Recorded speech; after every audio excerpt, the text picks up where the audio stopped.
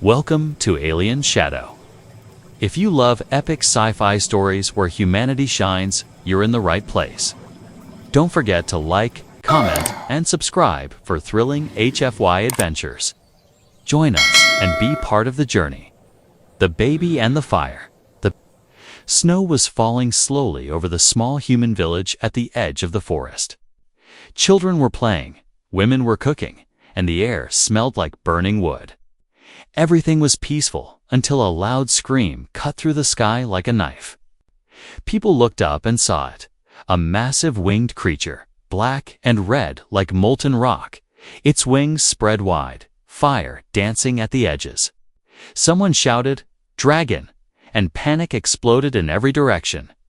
The creature flew low, its tail smashing through one of the wooden houses. People ran, grabbing children, hiding behind carts. But it was too late for one family. A young woman dropped to her knees, screaming for her baby who had been sleeping in a basket just outside the door. In one fast swoop, the dragon had taken the baby.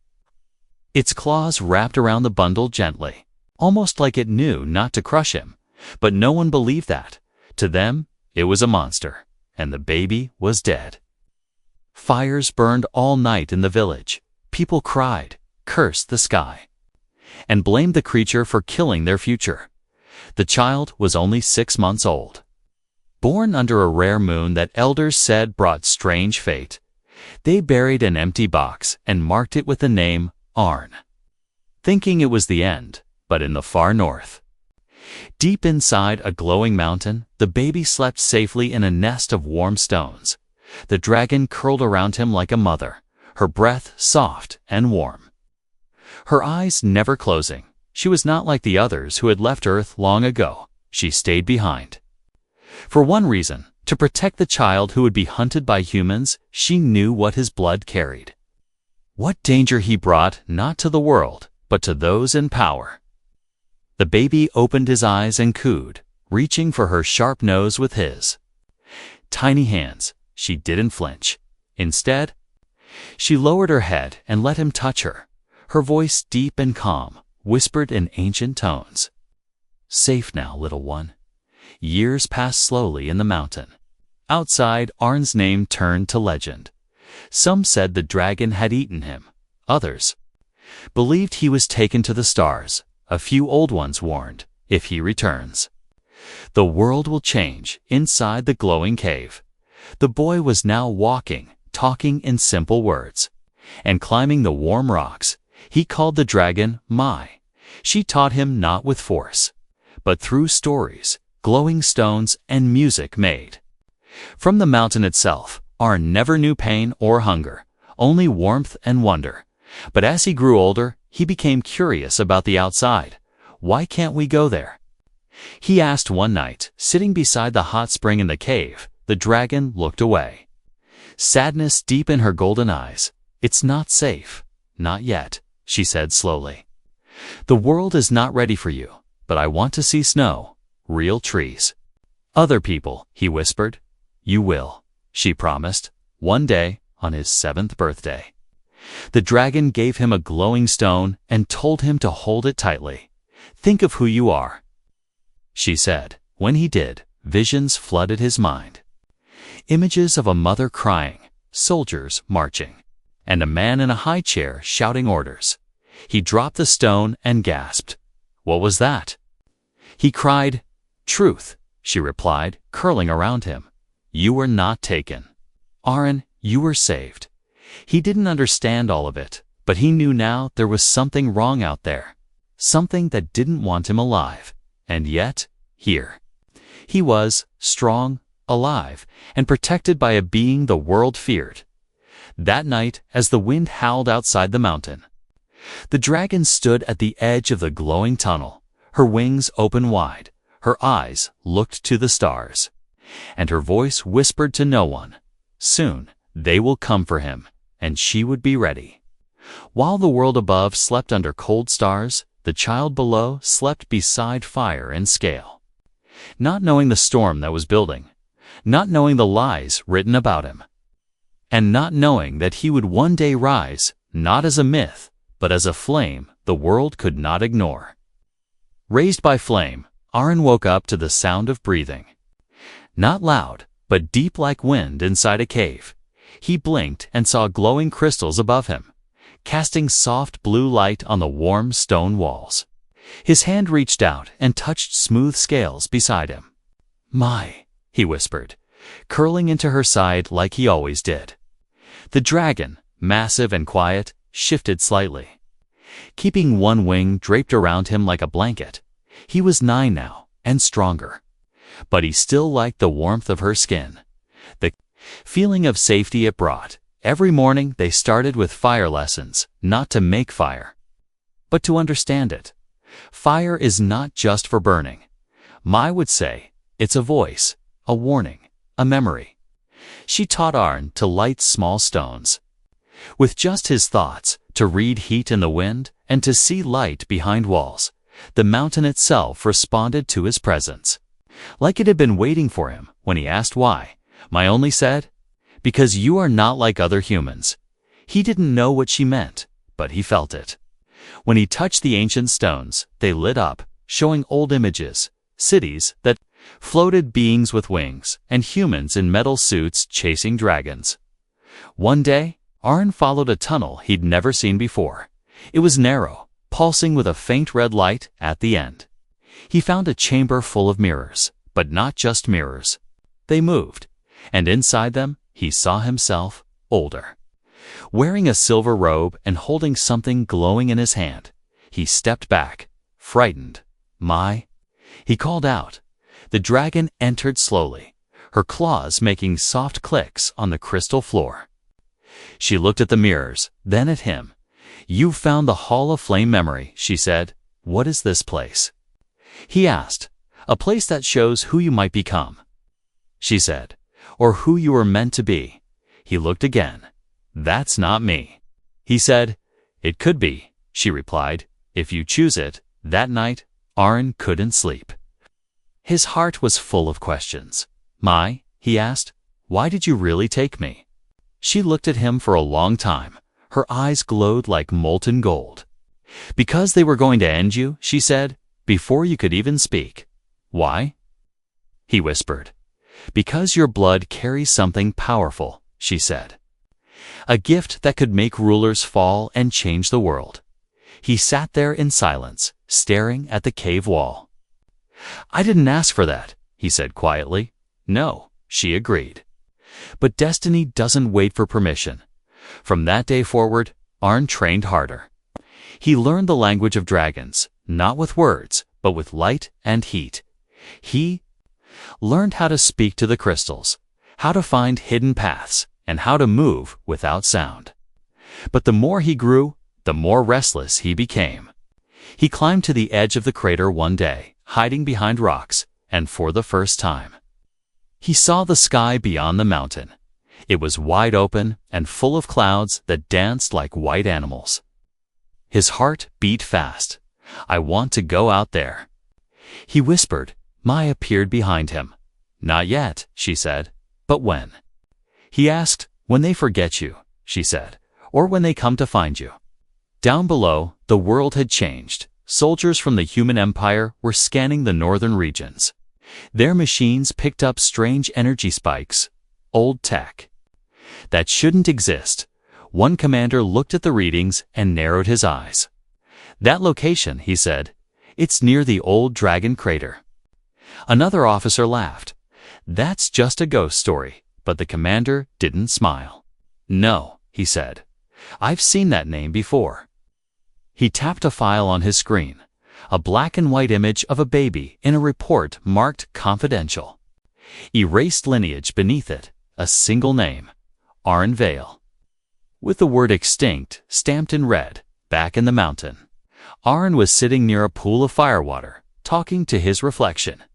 "Do you think I'm real?" He asked it. The fire didn't answer, but it danced gently like it understood him. Mai watched from a distance, worry rising in her chest. The world outside was beginning to stir again, and the boy she had raised with love was no longer hidden by time or stone. He was becoming more than just a child of fire. He was becoming a flame that others would follow. and some would want to destroy. The child who should not live, *, the fire crackled gently inside the mountain cave. Arn sat cross-legged, holding a glowing stone in his hands. The stone pulsed with light like a heartbeat, each beat filling his mind with images. Not dreams, but memories that weren't his. He saw a great hall of marble, banners with stars, humans in black uniforms standing in rows, and in the middle, a baby in a glass chamber, being studied like an animal. That baby was him. He dropped the stone. Breathing hard, "Why would they put a baby in a cage?" he asked aloud. I moved closer, her massive form making the ground vibrate. "Because your blood frightened them," she said. "You were born with a gift that could break the chains of control." "What gift?" he asked. "I'm just me." She raised one claw and pointed it at his chest. "Your heart, your voice, your mind. They don't obey the limits humans placed on their own kind." Arn looked down at his hands. "So they wanted to kill me." He whispered. "Yes," she said, "before you could grow into who you truly are." He stood up, his voice shaking. "Then why did my parents give me away?" Mai didn't speak for a long moment. Then, softly, "Because they were afraid to," tears welled in Arn's eyes, not because of sadness, but because he now understood he had never been wanted. Only hidden, only Mai had stayed, only she had loved him without fear, outside the mountain. In a distant command ship, a general sat watching old video files. One of them showed a woman crying, placing a baby inside a dragon's glowing nest. "Take him," she whispered to the dragon. "Let him live." The general slammed the screen shut. "We were wrong," he muttered. "He didn't die." An officer beside him raised an eyebrow. "Sir." The general turned slowly. "Arn Vale is alive, and if the dragons raised him, he's not a boy anymore. He's a weapon." Back in the mountain, Arn stared into a pool of molten light. His reflection shimmered like a stranger. "What if I don't want to be a weapon?" he asked. Mai stepped beside him, her voice gentle. "Then you will be a voice, a light. A choice the world didn't expect." He touched her scales softly. "But they'll come for me, won't they?" "Yes," she said. "Soon, that night." The stars above the mountain flashed once, then again. Small metallic objects slipped through the clouds. Human scout drones, scanning for signs of old tech. One of them flew too close to the crater and caught a single heat signature, a humanoid form moving beside something massive. The data was sent instantly to orbit. Alarms began to flash. "Target confirmed," the system announced. "Possible survivor, Arn Vale." The decision came fast. A special unit was launched. Their mission clear: capture or terminate. In the cave, Mai lifted her head sharply, her eyes glowing hot. "They are near," she said. Arn froze. "Do we run?" he asked.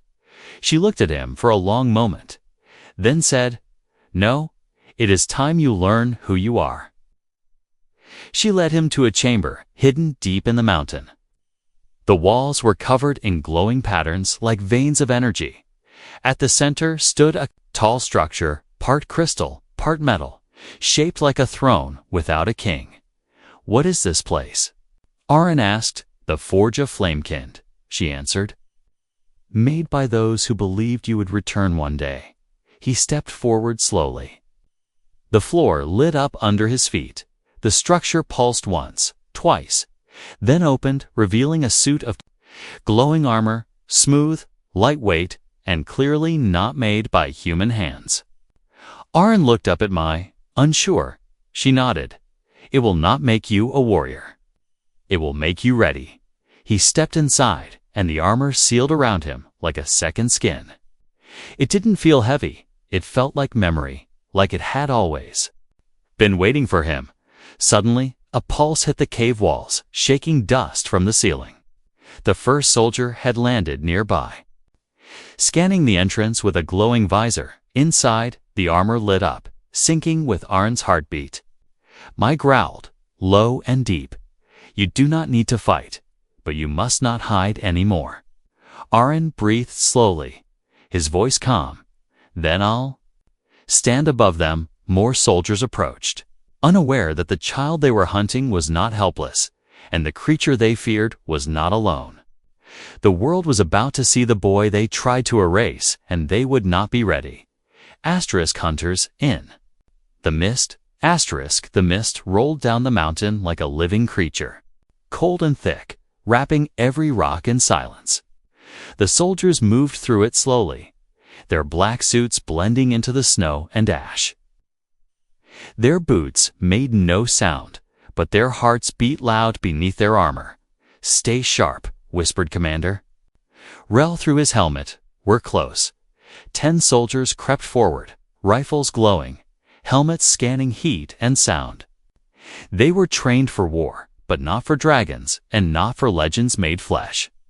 One of them paused, raising a hand. "Movement," he said, pointing at the edge of a wide ridge through the mist. Something massive shifted, but only 4. A second, they aimed their weapons, expecting a beast. But what stepped out of the fog was a boy. He wore armor that shimmered with fire beneath the surface. His hair was dark, his eyes calm, and behind him, barely visible, stood a mountain of scales. "That's the target," Rel said, voice tight. "Take him." The soldiers aimed, fingers tightening on triggers. But before they could fire, a wave of heat rolled across the snow, melting the ice beneath their boots. The dragon stepped forward with eyes like suns, smoke rising from her nostrils. The soldiers froze, torn between training and terror.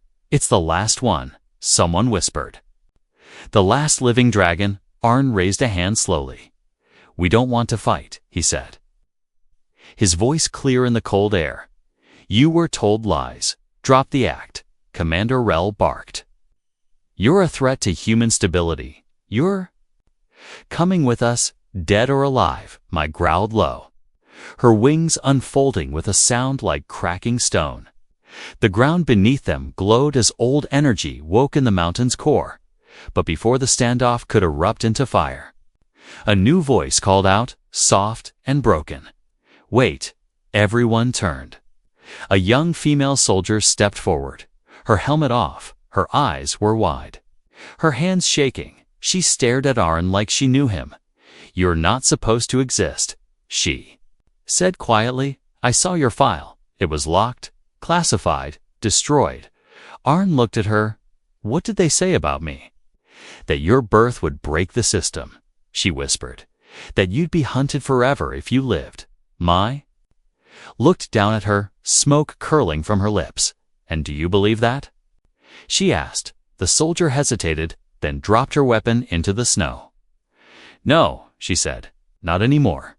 Rel roared, "Treason," and raised his weapon. But before he could fire, a blast of heat knocked him back. Not deadly, just enough to throw him off balance. The rest of the squad aimed, unsure, torn between loyalty and the truth unfolding before them. Their systems buzzed with warnings. Heat spike detected, unstable energy source. Unidentified signal. Arn stepped forward. "You came to destroy me, but I'm not your enemy," he said. "I was hidden because your leaders feared change. And what do you want?" One soldier asked, voice shaking. "Freedom," Arn answered. "Not just for me, but for everyone. I want a world where no child is erased because they might change things." Silence followed, broken only by the sound of distant winds. Then, one by one, some soldiers lowered their weapons, others turned away, unsure. Rel lay on the ground, growling, "You're making a mistake. This boy will ruin everything we built." Arn looked down at him. "Then maybe what you built should fall." Above them, the clouds shifted, and something massive moved beyond the mist. Not a ship, not a bird, but a second dragon, older and scarred, watching in silence. Mai looked up and bowed her head slightly. "The old ones have returned," she said. "They've been watching." The second dragon said with a voice like thunder, "And now they are ready to stand with them." Arn looked around at the soldiers, at the mist, at the sky. He wasn't hiding anymore, and the world was starting to listen. For the first time in his life, he felt the weight of destiny and the warmth of hope. The truth burns bright. The mountain shook gently as the second dragon landed on the far ridge. Its wings folded like curtains of metal and smoke. Its body was covered in scars, reminders of battles fought long before Aron was born. Aron stood beside Mai, staring at the new arrival. "Who is that?" he asked. Mai lowered her head. "That is Vorthan. One of the oldest, one of the last. He knew your name before you ever cried." Vorthan stepped forward, his deep voice rumbling through the stone. "So, the child of fire walks under the open sky. I watched you through the crystal veins. Boy, you were not meant to survive. And yet, here you are." Aron stood tall, the flames in his armor pulsing with every heartbeat. "I didn't choose this. I didn't ask to be hidden or hunted." "No," Vorthan said. "But the truth chooses its own messenger." The soldiers, who had lowered their weapons, now stood confused, watching dragons speak with a human boy like he was their equal. Commander Rel, injured but conscious, snarled from the snow. "You all think he's special, but he's dangerous. His blood is rebellion." The young soldier who had spoken up earlier, her name was Alira, stepped between Rel and Aron. "Maybe rebellion is what we need," she said. "The system we protect hides children, kills truth, and fears voices that can't be controlled." Her words spread like sparks in dry grass. Some soldiers nodded slowly. Others looked at the sky, uncertain, wondering who truly controlled them. Mai raised her wings and turned toward the ancient crystal chamber carved into the mountain. "It is time," she said.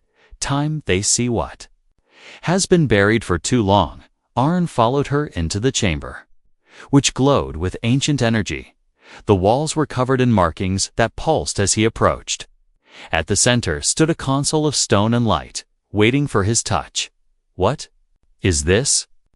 he asked. "The heart of truth," Mai answered. "Here lies the memory of the first humans who walked with dragons before empires, before betrayal." He placed his hand on the stone, and a bright light exploded upward. A massive projection filled the chamber and spilled out through the mountain. Seen by all soldiers, ships above, and people far beyond watching through silent satellites. They saw images of the old world where dragons and humans shared knowledge, when leaders were chosen by wisdom, not bloodlines. And then came the purge, when human rulers feared the old bond and erased every trace of it. "They feared what we could become together," Vorthan said, "so they tore us apart and rewrote history, turning dragons into beasts and children like you into threats." The truth was out now, broadcast across space, shared in every human colony. People gasped. Others wept. Some fell to their knees. It could not be silenced. Inside the chamber, Aron stood still, the images still dancing around him. "I was never the danger," he whispered. They were high above in orbit. The command fleet's admiral slammed her fist on the console. "Cut the signal," she barked. "Destroy the mountain. Bury the truth." But it was too late. The fire of truth had already spread. And now the people wanted answers on the ground. Commander Rel activated a beacon on his wrist. "If I can't stop him, no one will have him," he growled. Orbital strike. Now Aron saw the light on Rel's wrist and felt the tremble in the earth. Mai's eyes widened. "They're going to destroy the mountain." "Then let's make sure they see what they're destroying," Aron said. "Let them strike truth in the face." Vorthan turned his gaze to the clouds, his wings lifting.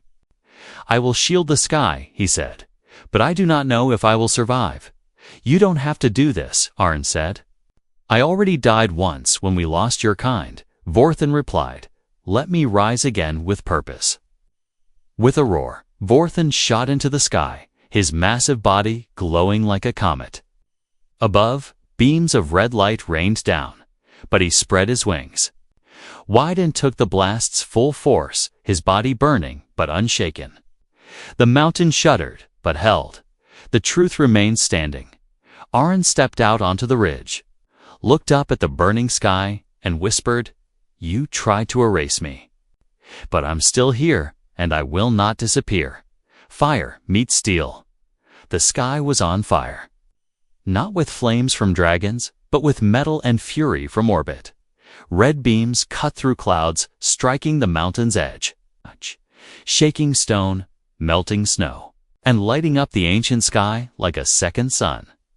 But the mountain did not fall. Above it, Warthon flew like a living shield, his massive wings catching the fire. His scales cracked and burned, but he did not scream. He only roared back at the stars, daring them to burn him again inside the mountain. Arn stood at the edge of the crystal platform, his armor glowing brighter with every strike. The mountains. Heart pulsed beneath his feet, responding to his blood, to his voice, to his will. I stepped beside him, weakened but still standing. "You must go," she said. "They will not stop until you answer them."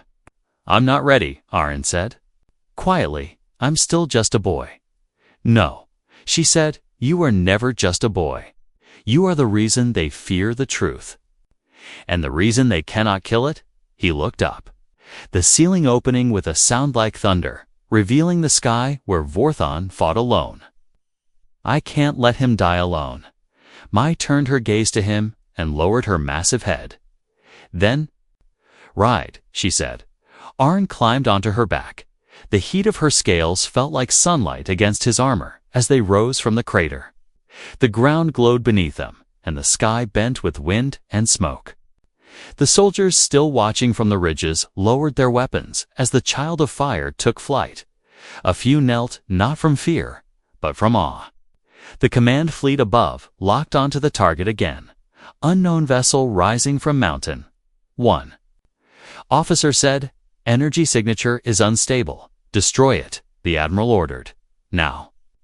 But Arn raised both arms, and the light around him exploded, forming a sphere of pure flame that burned without consuming. It expanded, reaching into the sky, cracking through the clouds like a sunrise with a voice that spoke not in words but in memory. Everyone who saw it, soldier, civilian, commander, child, felt it in their bones. They saw glimpses of old worlds, forgotten bonds, laughter shared between dragon and man. And the first betrayal that led to silence, the admiral hesitated. Her fingers frozen above the fire command. Her eyes filled with tears before she turned away from the screen. "Stand down," she whispered. It was not a command. It was surrender. Above the mountain, Vorthon hovered weakly, his wings trembling. Arn and Mai reached him in time, wrapping around him in air. "You held the sky," Arn said. "I held it for you," Vorthon replied. Then faded into light, not falling, but breaking into thousands of glowing shards that rained down like stars returning home. Arn looked down, the battlefield silent now. No gunfire, no orders. Only breath. The armor on his body faded gently, turning to ash that scattered in the wind. He stood in silence as Mai landed once more on the stone ridge. From behind, Elira stepped forward, her face covered in dust, but her eyes clear. "You stopped them," she said. "No," Arn answered. The truth did, all around them. The mountain glowed, not with danger, but with memory. It was alive again, and it had chosen not to be hidden anymore in the days that followed. Word of Arn spread like fire through frozen lands. People asked questions, demanded records, opened sealed vaults, and found that the stories they had been fed were built on fear. And when they asked who saved them from war, the answer was always the same: the boy raised by a dragon. But Arn didn't stay to be praised. He walked quietly through the forest, past rivers and stone, guided only by wind and the memory of wings. He had lit a flame the galaxy could no longer ignore, and he knew the real journey had just begun. The child who changed the stars. Asterisk, the stars were quiet now. No sirens screamed from orbit. No ships hovered above the mountain, and no soldiers marched through the snow. The fire had passed, and the truth had survived. Arn stood alone beneath the open sky, the wind brushing through his hair like a whisper. Mai rested behind him, breathing slowly. Her body carried the weight of every battle. Every year, every secret she had kept hidden beneath her wings, he walked down from the ridge, each step soft in the melting snow. Alira followed him silently. Not as a soldier, but as a witness. Her weapon was gone, her armor removed. All she carried now was a simple question. What happens next? Arn didn't answer right away.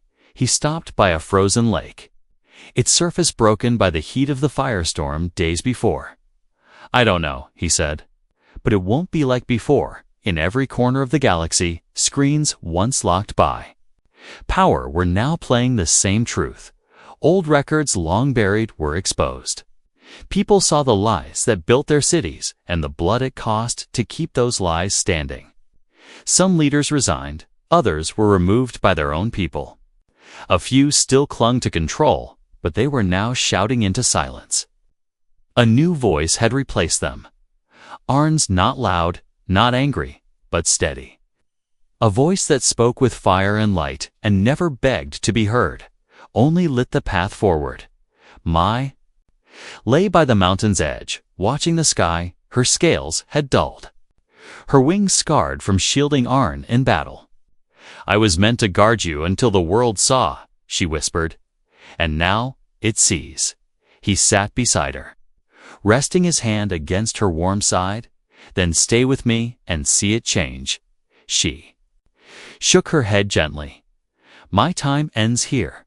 Little flame, she said, but your fire is only beginning. Tears slipped from Arn's eyes, warm against the cold air. I don't want to lose you.